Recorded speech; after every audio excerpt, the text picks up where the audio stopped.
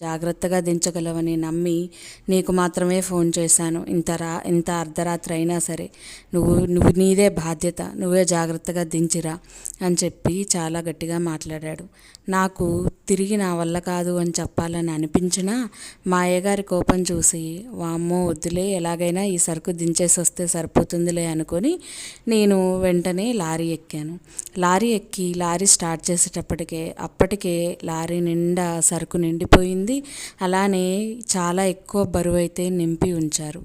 ఏమెక్కించారో నాకైతే తెలియదు, కానీ లారీ కంటే ఎక్కువ వెయిట్తో సామాను ఉందని నాకు అర్థమైంది. ఎందుకంటే అంత వేగంతో నడపాలన్నా కానీ అంత సరుకుంటే అటు ఇటు బ్యాలెన్స్ తప్పుతూ ఉంటుంది లారీ. అయినా సరే ఆయన కోపంగా ఉండేసరికి నేను ఏమీ మాట్లాడకుండా లారీ స్టార్ట్ చేసి వెళ్ళడం మొదలుపెట్టాను. అది కూడా అర్ధరాత్రి.